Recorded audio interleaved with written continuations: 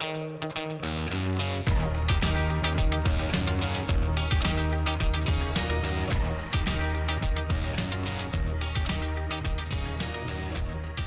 back to the CCRN Review, Cardiovascular, Part 4.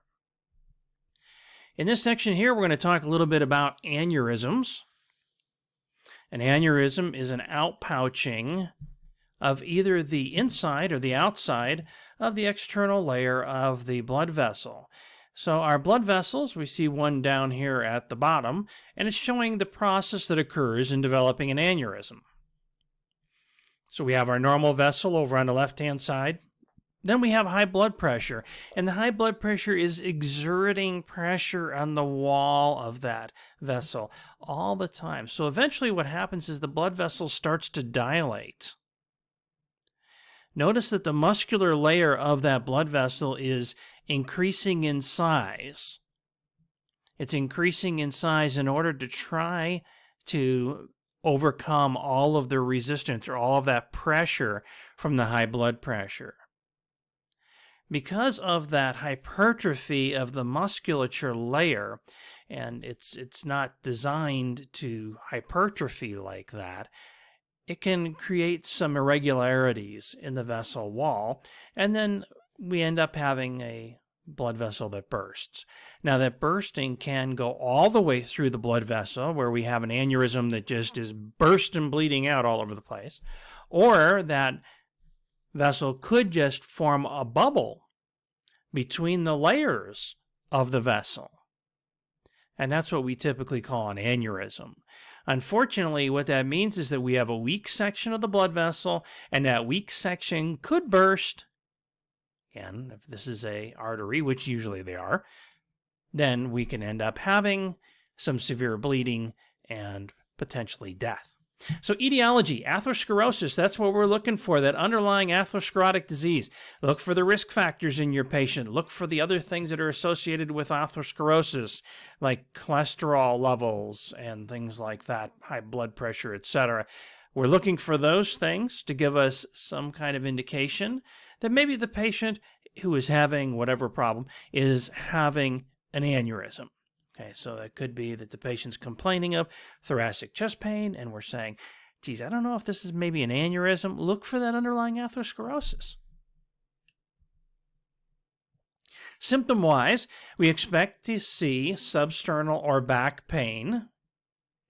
Okay, oftentimes people will describe this as the pain is boring through their back, boring through to the back, so boring through their body. Dyspnea, cough, those are possibilities. Jugular venous distension, because we're having a backup of fluid. And we're going to have some resistance to pumping from this aneurysm, and that resistance to pumping can cause that fluid to back up and then cause jugular venous distension. We may have a pulsile abdominal mass. All right, well, we don't want to mess around with that, but that's a possibility. I wouldn't count on that, though that doesn't happen in a lot of our cases of aneurysms. Edema of the neck and the arms. In this situation, the edema is occurring because we have an aneurysm in the ascending aorta. Diagnostically, the first thing that we're probably going to do is get an x-ray. So the patient's complaining of chest pain or back pain. Well, let's go get an x-ray and let's find out if there's anything going on in the thoracic cavity that could be causing that. And then we see it on the x-ray. CT scan would be helpful, MRI would be helpful, cardiac catheterization. Sometimes we'll see aneurysms while they're doing a cardiac catheterization. Typically, we don't do a cardiac catheterization to locate an aneurysm, but they may see it on a cardiac cath. A TEE, so that's the transesophageal echocardiogram. So let's take a look at some of these signs that are associated with the patient having an aneurysm. In the upper left-hand corner there, we see the widened mediastinum. So the mediastinum has widened out, and it's kind of hard to see maybe a little bit because they covered it with pink, but and you can see it lowered. So if you go down and you look at the bottom left, You see how that big blob is there and where the pink was? So take away the pink, look down on the bottom, you see that big kind of white blob there. Okay, that's impeding on the lung area. There should be lung there. So we call that a widened mediastinum. The mediastinum has widened out into where the lungs should be. We have that convex tracheal displacement. Okay, so go ahead and take a look at the top right. And you see they highlighted it in blue. They highlighted the trachea in blue. And we see how, first of all, the trachea is pushed over toward the right side. Left side on the screen, but toward the right side. And you see how there's that convex shape to it? Should come down straight, I mean, rather than having this convex shape to it. We may see bulging of the right side of the ascending aorta. That's on the lower left picture. And then the descending aorta, we may see a left side bulge, which we're seeing here as well in this particular x-ray. Now, this is a very huge aneurysm. So they're not all going to look like this when you look at a chest x-ray. But there's evidence on the chest x-ray that can give us some really good information about the possibility of this aneurysm. So our treatment initially, and in a lot of cases, this is going to be our treatment, is antihypertensives. Beta blockers. Of course, beta blockers take time to work. So if we need to get that blood pressure down like now, we'd use nitroprusside. Intubation and ventilation.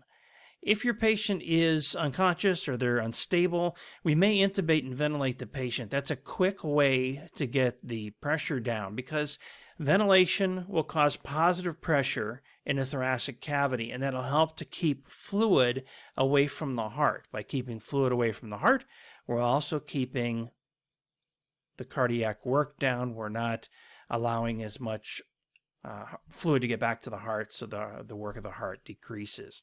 Surgical repair, obviously, that would be kind of the gold standard here with aneurysms. Although in many cases now we're doing an endovascular stent, so instead of going in and repairing that aneurysm, they actually go in like they would for a cath, and they put a stent inside the vessel where that weak section is, and it kind of shores it up like a stent would in the coronary vasculature. However, in the coronary vasculature, we're putting a stent in there to push those plaques out of the way. In this case here, we're putting a stent into the vessel that's kind of outpouched to try to kind of shore it up and to redo the inside of that blood vessel so that it's functioning better. Over on the right-hand side here, we have the complications, myocardial infarction. Okay, so the heart may not be getting enough blood flow. Remember that the coronary arteries originate from the base of the aorta. So if we're having difficulty with the aorta, and if we're having maybe an aneurysm of the ascending aorta, which, it's going to be kind of rare that we have aneurysms that are going to potentially block the coronary arteries, but we could have enough blockage of blood flow that it's working the heart, that we're really working the heart hard. Remember that the underlying problem that occurs here with aneurysms is that we have atherosclerotic disease. And so if we have atherosclerotic disease causing an aneurysm, well, then we probably have atherosclerotic disease causing the potential for myocardial infarction as well. Acute renal failure is another possibility. We're not getting enough blood flow to the kidneys. In many cases, we have a descending aorta aneurysm, and that aneurysm is blocking some of the blood flow to the kidneys, and so we're not getting the perfusion that we would like to of the kidneys themselves. GI bleed or ischemic bowels, that's a possibility too because of the blockage of blood flow. In the case of the GI bleed, it could be the situation where we have too much pressure on the portal system, which is causing too much pressure on vessels that may be a little bit friable, and they bleed, and they burst and they bleed. Leaks can occur even with a stent graft, so we have to be careful about those stents and making sure that the patient doesn't have a leak or doesn't continue to leak even if they have the stent. Peripheral vascular disease. Let's differentiate between venous disease and arterial disease, because we're going to see different symptoms and the treatment's going to be different for venous versus arterial disease. So over on the left-hand side of the diagram here, we have the venous disease, and on the right-hand side, we have the arterial disease. Well, kind of convenient since they're in blue and red, right? Okay, so over on the left-hand side, we have the normal vessel, and you see the normal vessel with the valves. And the valves, the purpose for the valves is that they help to keep the blood flowing in the right direction. So as we squeeze the muscles of the lower legs, so the person is walking and the calves are squeezing the muscle, it's squeezing blood back up toward the heart. Okay, well, between steps or between times that the calf muscle is squeezing, the valves keep the blood from going backwards. However, when we have varicose veins or when we have other type of vascular damage, and in some cases, over time, the valves just become weak, and so the valves may invert on themselves. In any case, the valves are not working as well as they should, and they allow blood to move back.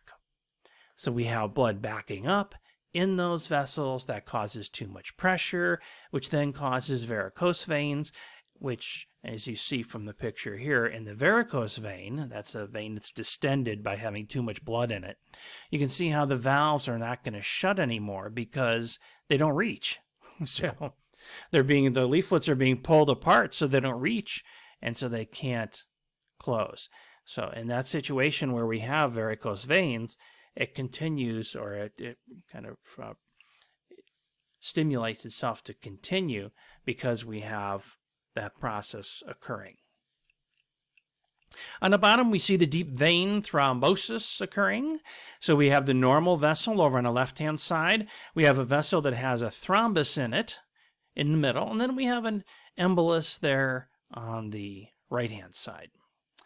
These are the emboli that are going to go back to the lungs and cause a PE. These emboli do not break free and go back to the heart. They do not break free and go to the brain, unless the patient's got some kind of unusual cardiac condition. But otherwise, they go back to the lung. So as we're assessing a patient who we think has a PE, we want to be looking for venous vascular disease of the periphery. Over on the right-hand side, we have the patient here with the arterial vascular disease. So it's showing a couple things here. First, the calf muscle as the pump. You remember I mentioned before, those muscles contract. It helps to push blood back up toward the heart, and then the muscle relaxes and the valve closes. So the picture, we're at the top of the right-hand side here. The picture on the right is showing the muscle contracting, so it's kind of expanding there. Actually, it's contracting rather than, it's not really expanding when it contracts. But when it contracts, it's pushing on the vessel and pushing blood back up toward the heart. Now, when the muscles relax, then blood would tend to come back down if it were not for the valves. So the valves keep the blood moving in that one direction. At the bottom on the right-hand side, we have the atherosclerotic disease occurring. So we have the normal vessel there, nice open vessel. You can see the wall of the vessel, and it's nice and clean. And then we have some stenosis that's occurring in the middle because of atherosclerotic disease. In atherosclerosis, we have some fatty plaques that will collect on the outside, or I should say on the inside of the vessel. It's the outside layer of the inside, or the innermost layer, however you want to think about it. So the innermost layer of the vessel is going to start getting these fatty plaques. Now, the fatty plaques don't just accumulate there because you went to McDonald's last night. Something happened to the vessel that fat is going to stick to it. Fat doesn't normally stick to blood vessels. Remember, you always have lipids in your bloodstream. That's what cholesterol is. Remember, LDLs, HDLs, they're in everybody's bloodstream. Nobody has LDL and HDL levels of 0, right? So we all have some fat rolling around in their bloodstream. So what makes it stick to the blood vessel if normally it doesn't do that? something that makes that blood vessel kind of a little bit rough, which makes it a good place for fat molecules to stick to. That process, we believe, is some kind of an infection that occurs at some point in time in the patient's life. This may occur as young as 20 years old. So it may be in somebody who's as young as 20 years old that is having an infection of some sort, and that's causing a little bit of irritation of the blood vessel. The blood vessel becomes rough, and a little bit of fat, couple fat molecules kind of collect there. Well, then over time, over periods of years, another couple fat molecules accumulate there, and a couple more and a couple more. And over a period of 10, 20, 30 years, now we're starting to get enough fat molecules accumulating there to start to cause a plaque. The innermost part of a plaque is necrotic. That necrotic core will continue to cause inflammation. In other words, will continue to attract fatty cells to that plaque and make the plaque bigger and bigger and bigger. So that's why these plaques continue to increase in size, is because there's this little inflammatory process going on inside that plaque that is stimulating it to continue to grab onto more fat cells and cause more and more of a obstruction. So we have stenosis in the middle, then we have this atherosclerotic disease over on the right-hand side. If your patient has arterial atherosclerotic disease, they're going to have symptoms of decreased perfusion. Pale, cool, those kind of symptoms that they would have. In the patient who has venous vascular disease, we're going to have redness, warmth, swelling, those kind of things, because we have too much blood that's accumulating down there. Now, either one of those situations is not good. Either one of them is going to interfere with normal perfusion. Not enough blood, obviously, would interfere with normal perfusion, but too much blood is going to cause back pressure on the arterial flow, decreasing arterial flow. And the fact that we have too much fluid down there, too much fluid in the vasculature, fluid will start to leak out, we'll start to get some edema, and edema moves blood vessels away from the tissue that they're trying to perfuse. Again, decreasing perfusion. So all of those things contribute to decreased perfusion. We talk about the sores that people get when they have peripheral vascular disease. That's how that occurs, from decreased perfusion. So this is a picture here, and it's showing the process that occurs in atherosclerosis. So we have that vessel wall, and the inside of the vessel, and we have the vessel wall, and you can start to see that we've got this core that's occurring of this atherosclerotic process causing this lesion to form, and it continues. You don't need to memorize these things. They're not going to be on the exam, but just to give you an idea of how this forms inside the vessel that creates that plaque that eventually is going to cause decreased perfusion in your patient. So our treatment is initially vasodilation. Rather than going in there and trying to clean out the vessels and things like that, which have varying degrees of success, we're going to cause vasodilation, open up the vessels, and hopefully we'll be able to continue to perfuse. Antiplatelet agents may be necessary. Okay, we're concerned about breaking off plaques in our patient who has venous vascular disease. Even in arterial vascular disease, we're concerned about that plaque breaking off and going downstream and getting stuck and then completely cutting off perfusion. So antiplatelet agents may be necessary as well.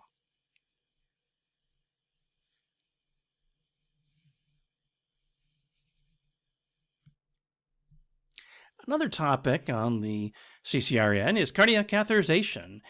Now, they're not going to ask you questions about how it's done, and they're not going to ask you questions about the procedure itself and how to assist in doing the procedure or things like that.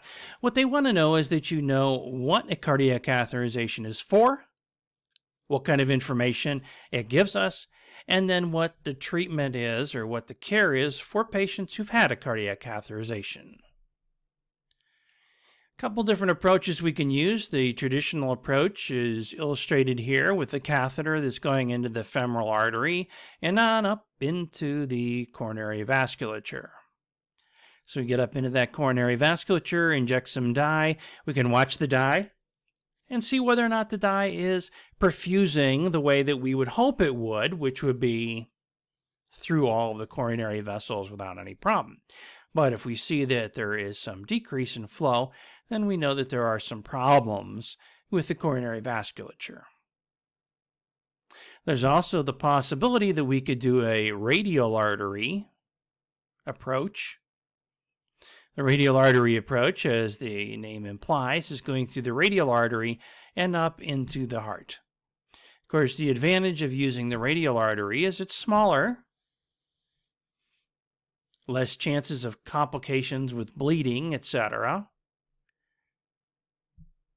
Sometimes, though, the radial artery approach is a little difficult for our clinicians to be able to manage, though, and they prefer to use the femoral artery approach.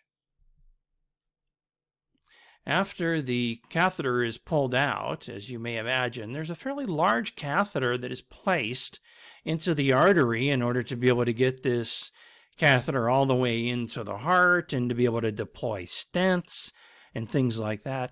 So we have a fairly large catheter. In order to do that, we have a big hole that goes into the artery. Well, we could just apply pressure to that hole for like forever and hope it stops bleeding. Remember, a lot of these patients are also on anticoagulation of some nature in order to try to prevent them having additional cardiac events. So we can use one of these different types of closure devices to try to stop the bleeding from that site. Some of the ones that are possibly used is called a Periclose, ProGlide, an Angioseal, or Star Close. Those are all just different devices that are used in order to try to plug up that hole so that it stops bleeding and we don't have to worry about it maybe rebleeding later. Some of the complications of catheterization include ecchymosis, hematoma, and oozing. Okay, so those are the things we want to be looking for, specifically ecchymosis and hematoma. The nursing care, well, there's some debate about whether we should use 3 hours or 6 hours for bed rest. Just check your hospital policy as to what it's using.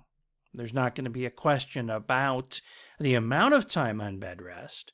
There may be a question about whether it's appropriate for a patient who's just had a femoral artery approach to get up and walk to the bathroom immediately after a catheterization.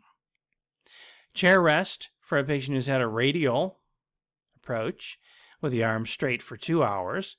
And again, we're monitoring for the bleeding, the hematoma, the ecchymosis. We also want to be assessing for the 7 Ps.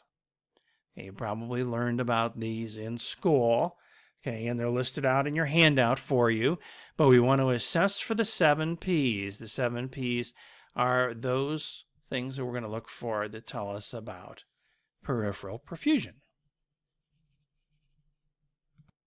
As a reminder, the 7 Ps stand for pain, pallor, paresthesia, paralysis, polar, puffiness, and pulselessness. So remember, again, that's what we're assessing to try to make sure that we have good perfusion beyond the site where the procedure was done. While they're in there, they may also want to do a percutaneous coronary intervention, such as an angioplasty or a stent placement. Angioplasty is when they put the catheter in, they blow up a little balloon in there, and it kind of squishes the plaque up against the artery wall. If we can have 20% or less residual stenosis, that's a good result. So we're just squishing the plaque up against the wall. Certainly that's a lot less invasive than having to do a coronary artery bypass graft. Stent placement, similar. We're in that same place, so doing a catheterization. They have the same kind of catheter in there that they do for an angioplasty, except in this case now, they're going to put in a metal scaffold that supports the vessel wall. So what this looks like is just kind of a metal wire piece, and it kind of looks like those Chinese finger traps from years ago, where you put your fingers in it and you pull it apart and it grabs onto your fingers. Kind of looks something like that. When they go in, they just expand out like a spring would and hold that vessel wall open. So they kind of spring out into a round tube that goes inside the vessel, and it holds the vessel open. So in the case of an angioplasty, we're flattening that plaque out against the artery wall, but it may reoccur. You know, the plaque could come back. There's still plaque there. It's still going to be maybe accumulating plaque or additional fat molecules on it, causing that plaque to get bigger. So we put that stent in there, and the stent helps to keep the vessel open, and hopefully it's preventing or trying to discourage additional plaque formation. There are two main kinds of stents, the bare metal stent, and then we have the drug-eluting stent. The bare metal stent, as the name implies, is just metal. It's just a piece of metal, a little metal thing that they put in there, a little metal stent. The drug-eluting stent is a stent that has an anticoagulant that is inside the structure of the stent. And it will elute this, or it'll give off this anticoagulant for a period of time after that stent is placed. Now, most of the clotting that occurs with stents occurs fairly recently after the stent is placed, within the first few months. So the drug-eluting stent will give off this anticoagulant for a period of time until it wears out, until it wears off the anticoagulant, at which point in time it'll stop giving off that anticoagulant. Now, these patients are also going to be on anticoagulants anyway. In addition to having the drug-eluting stent, they may be put on an anticoagulant anyway. About 8 weeks after the stenting has been done, the patient can safely have an MRI performed. The main complication, as mentioned already, is restenosis. So again, here is the picture of a vessel, and you can see that kind of bulging out area there. That area that is kind of bulged out was an area where there was a plaque, and that plaque was pushing on into the vessel. So what they did is they inflated the balloon, and the balloon pushed the plaque up against the walls. Then they're putting in a stent, so you see that kind of wire cage there. So the wire cage goes on the outside of that catheter. They blow up the balloon, which expands that wire cage. Then they deflate the balloon and remove the catheter, and the wire cage or the stent stays in place. With drug-eluting stents, there can be some late thrombosis events occurring because, again, the drug only lasts for so long, and then we're going to have a stent that is no longer being protected by that anticoagulant. The anticoagulation that would be used with patients who have angioplasties and stents put in, heparin might be used, initially in the hospital. It's not something that we were going to be using, forever, but it might be used in the hospital initially. In addition to heparin, we may also use the GP2B3A inhibitors or the direct thrombin inhibitors as well. Oftentimes, these medications are used in combination along with aspirin to try to prevent the patient from having a reocclusion. Chest pain following PCI is common.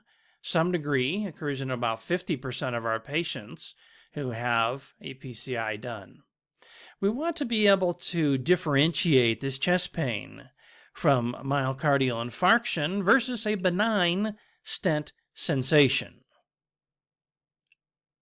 Obviously, a myocardial in nature chest pain would also be, or could potentially be, associated with diaphoresis, shortness of breath, nausea, etc. All those symptoms we normally associate with having an MI, where we don't get those with the benign stent sensation. The benign stent sensation, the chest pain that follows from that, is usually not the crushing nature that we get with a myocardial infarction as well. We can also end up having stent thrombosis, so there's leading to a myocardial infarction, vessel closure, coronary spasms, distal embolus.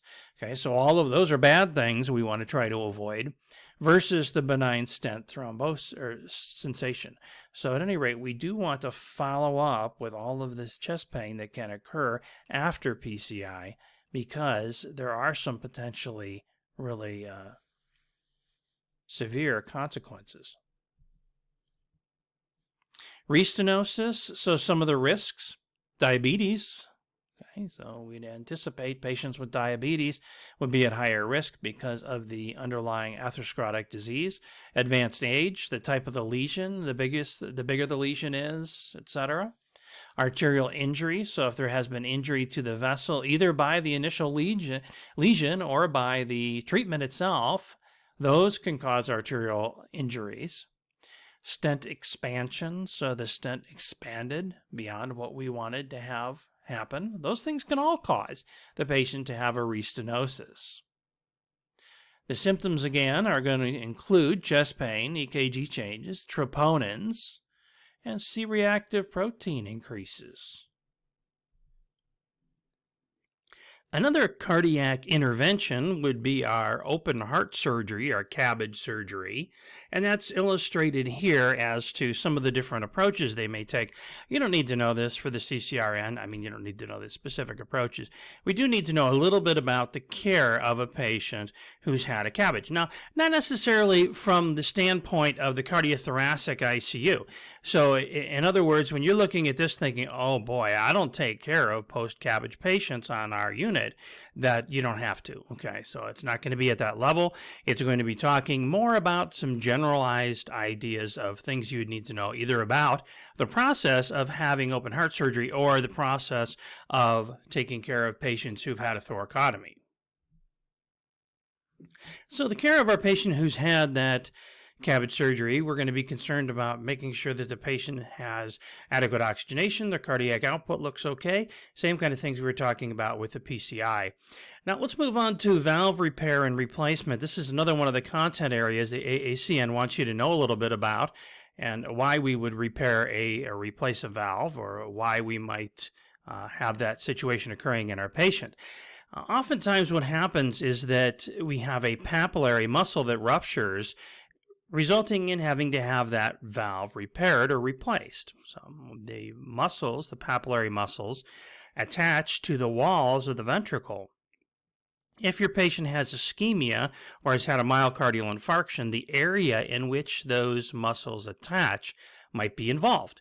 And if they're involved, then what happens is that the muscle can rupture. And when the muscle ruptures, then the valve collapses and the valve is no longer effective.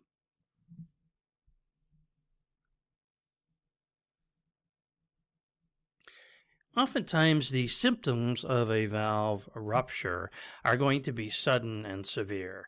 So the heart isn't used to this. The heart is not used to having the insufficiency that occurs with that rupture. So the valve is no longer functioning, and suddenly we have a change in the patient's condition. Calcification and fibrosis on the valves, that's going to be a more subtle presentation because, again, it happens over a long period of time. So it's that papillary muscle rupture that's going to cause the patient to have a sudden change in their status and usually end up with the patient going into cardiogenic shock. Left side is more common than the right, and just because of the higher pressure that's in the left side of the heart. If the right side of the heart were involved, there's not as much pressure there, and oftentimes even if we do have valvular problems on the right side, it's not nearly as noticeable as they are on the left.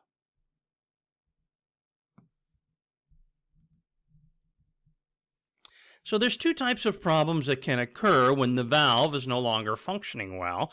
One of those is stenosis, and this is going to be more likely the thing that happens with calcifications, is that we get stenosis. There's a narrowed opening of the valve, so we can't have as much flow through the valve. It decreases the forward flow. Degenerative disease, endocarditis, rheumatic disease, those are all possible etiologies for having stenosis. Insufficiency is the other issue, and that's just what usually happens if we have a papillary muscle rupture, where we're going to have a valve that doesn't close properly. It doesn't close because the papillary muscle isn't moving the valve. Dilated cardiomyopathies, rheumatic heart disease, hypertension, endocarditis, etc. So lots of different problems here that can cause the patient to have the insufficiency. Stenosis is a narrowed valve. Okay, so it's decreasing forward flow. Insufficiency, the valve doesn't close properly, so we get backward flow. Symptom-wise, if the valve problem is on the left side, and again, this is the best way to think about it. So if they give you a question on the exam and they're asking you, maybe, for example, about the aortic valve, you think about, okay, left side, so what are the left side symptoms? If we're backing up fluid on the left side of the heart, where's it going to go? So think a look in terms of dyspnea, tachypnea, pulmonary edema. It's going to back up into the lungs, right? Fatigue, elevated pulmonary artery pressures, and decreased cardiac output. An S3 may be present, more than likely. An S4 may also be present, and that is because of the underlying condition that is causing the patient to have the valvular dysfunction. So either the MI or myocarditis, etc.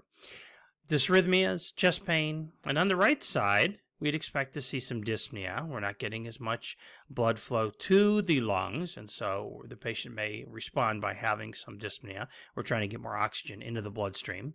Fatigue, peripheral edema, jugular venous distension, and an increase in our CVP. Diagnostically, we can be looking at our chest x-ray, our 12-lead EKG. We can be looking at an echocardiogram, cardiac catherization. So a lot of different ways that we can look at the heart to be able to get a better feel for what's happening with those valves and whether or not the valves are working effectively. Management, well, balance the ventilation perfusion train. That's going to be real important there. We want to make sure that we're getting enough oxygen to the tissues. Decrease our preload, decrease our afterload so that hopefully we're going to increase contractility. So let's not overwhelm the heart with too much preload. Let's not have too much resistance for the heart to pump against. And a balloon valvuloplasty is a possibility. So just like they do angioplasties in the vessels around the heart, they can use a angioplasty type of catheter to open that valve back up. So if we have stenosis, that might be a real potential solution. Valve repair and replacement is more likely if we're having insufficiency that is really significant. Maintain our preload, monitor for dysrhythmias, and anticoagulate. Another type of situation that the ACN wants us to know about is called a transcatheter aortic valve replacement. So in this situation here, we don't have to cut the patient's chest open to be able to see the heart and be able to replace the valves. In this case here, the valve is actually entered into the heart by the same way that we would if we were doing a catheterization. So we stick a catheter in the femoral artery and we run this catheter up to the aorta, and once it's in the aorta, then we can place this valve. The valve may go over on top of the native aortic valve, and what it does is it just helps that valve to be able to close completely. So this would be a possibility for some people who have valves of certain types. So it's not possible for everybody, but it still allows the patient to have smaller incisions and less recovery time. So this is showing some pictures of what happens. Over on the left-hand side there, we have our balloon catheters inserted through the aorta and into the heart valve itself. And then the transcatheter valve is placed into position. And then the balloon is inflated, which then puts the valve into the position, and the procedure is complete. And now we have this artificial valve that is working for the patient and hopefully improving that patient's outcome.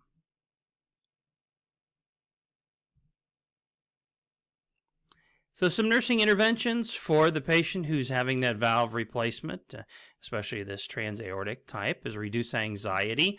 This might be anxiety provoking for the patient while this is happening. They may be having some dysrhythmias. They may be having some anxiety as they feel the catheter moving into position, etc. Dysrhythmias. Watch the hemodynamics. We're messing with the aorta here, so there could be some real changes in hemodynamics, decreased cardiac output as a result of some blockage of flow while the balloon is inflated. Thrombus formation could occur, endocarditis, inflaming the endocardium, and then valve failure may occur. So we want to watch for changes in the patient's cardiac output. We would expect that after placing this valve, the patient would start to improve. Maybe not immediately, but the patient would be moving in that direction of improving dramatically as a result of having a functional valve. There's a couple other problems that AACN wants to talk about. One of those is called cardiac tamponade. In this situation here, and we talked earlier about having pericarditis and filling the pericardial sac with fluid, if that fluid becomes so significant and so large in the pericardial sac, it will actually compress the ventricle, decrease ventricular filling and cardiac output, basically just making that there's not enough room for the ventricle to open and to fill and be able to compress. So there's so much fluid around the outside of it that it's just pushing on that ventricle and not allowing it to fill. When you're looking at this picture here, it's kind of showing what it would look like if the pericardial sac was clear and it's filling up with blood, and of course that's pressing on the heart. The pericardial sac doesn't flex, it doesn't expand acutely. So if we get a little bit of blood in there acutely or a little bit of fluid in there acutely, it can cause the patient to have a cardiac tamponade. If the fluid moving into that pericardial sac is occurring on an acute basis where it's moving in there very quickly, it doesn't take a whole lot of fluid. In fact, maybe even as little as 100 mLs could press on the ventricle significantly, decreasing cardiac output and even causing cardiac arrest. However, if the fluid is forming over a longer period of time, so this is a chronic condition like a pericardial effusion, we can have liters of fluid in that pericardial sac. So over a long period of time, the pericardial sac starts to stretch. Short period of time, no, it does not. It is not stretching, and then it's actually compressing the heart instead. Symptom-wise, we expect to see hypotension, tachycardia, tachypnea, shock. All these things that we see here, we expect to see shock in our patient. The one thing that's going to stand out as being different, and this is going to be your red flag here, this is the thing that's really going to clue you in that this is a cardiac tamponade, is the muffled heart sounds. So we're looking for muffled heart sounds to tell us, hey, this is cardiac tamponade. Diagnostically, we may be able to see the fluid around the heart on the chest x-ray. Maybe we're seeing the pericardial sac being very large, or maybe we're just seeing that we can see some of the fluid there in the pericardial sac. ECG might show us some ischemia as the heart is not functioning as well. And then echocardiogram is really going to be kind of our gold standard here to show us more information about what's happening with the heart. Treatment is a pericardiocentesis. This diagram here is illustrating the pericardiocentesis. They take a needle, as illustrated here, and they move up underneath the xiphoid, and we're going into that pericardial space. How the physician knows that they're in the pericardial space is that you see a little clip on that catheter that we're sticking up there. So this is going to be a wire. It's going to be an actual needle. And we're going to put a little clip on there, and the little clip is going to go to our EKG. And that way we'll be able to see when we start hitting the myocardium. We'll see as we get closer to the pericardial space. So pericardiocentesis, or maybe even a pericardial window, might be necessary if our patient is continuing to form fluid in that pericardial sac. The main type of trauma that can occur to the heart would be blunt trauma. Obviously, if we have penetrating trauma to the heart, that a stab wound or a gunshot wound, the big problem we're going to have there is we're going to have holes. There's going to be a hole in the heart, blood's going to leak out of the hole, and the patient may not do well. Blunt trauma is a little different, though. When we have blunt trauma to the heart, it's actually going to injure the myocardium in the same way that it would be injured if we had a myocardial infarction. So you're going to look for a lot of the same symptoms. The difference is going to be that this patient who comes in complaining of chest pain, shortness of breath, diaphoresis, this patient is going to have the history of the chest trauma. In fact, they may even have some bruising on the chest wall. Mortality rate is very high. When a patient actually has cardiac contusion, the mortality rate is very high. And that's because it's not like a myocardial infarction where we can go down to the cath lab and we can revascularize. This is damage. Okay, so think of a bruise. You get a bruise on your leg and it's all discolored, etc.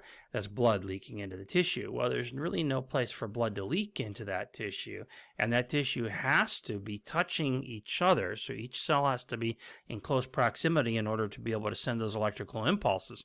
So we can end up having lots of problems, including dysrhythmias, decreased cardiac output because the muscle itself has been stunned or the muscle itself is injured, and then cardiogenic shock.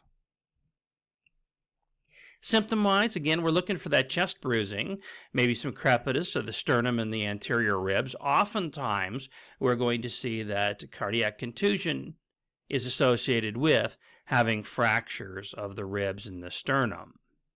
It takes a lot of force to be able to bruise the heart. Hypotension, dysrhythmias, and then the diagnostics are 12-lead ECG. The FAST, that's a ultrasound assessment that can help by looking at the heart while we're doing our FAST assessment. Echocardiogram and troponin, well, troponin would make sense, wouldn't it? The troponin would be elevated, but troponin may be elevated in other types of tissue trauma. So the American College of Surgeons recommends against using troponin I as a marker to tell us about what's happening with this patient's chest. So our treatment is we're going to monitor that patient's hemodynamics and their ECG. May have to give fluids and inotropic agents as the cardiac output starts to dip. Complications can occur, obviously decreasing cardiac output. Ventricular aneurysm, so that area that's been bruised and is no longer functioning well, we could very easily get an aneurysm there. Dilated cardiomyopathy, more of a long-term kind of a complication. Constrictive pericarditis and tamponade, and dysrhythmias. Well, here's another tip for you. Organize. The information presented here is organized around the test plan. Studying using this organization will help you to organize information in a way that could help you to recall it at the time of the exam. If this organization method doesn't work for you or you want to add to it, feel free. Make it your own, but have some way of organizing the information that you're getting so that it's easy for you to be able to access that information again. You don't want to just haphazardly kind of memorize things out of books. You want to have some organization to the way that you are studying. So organizing around the test plan, that may be one possibility. Maybe organizing around patients you see, patients you don't usually see on your unit, those kind of things, that might be another possibility. But think about how you're going to organize your study. Having that organization then will help you when you go in to take the exam. Well, that's it for part 4 of the CCRN Review Cardiovascular. Let's move on to behavioral psychosocial.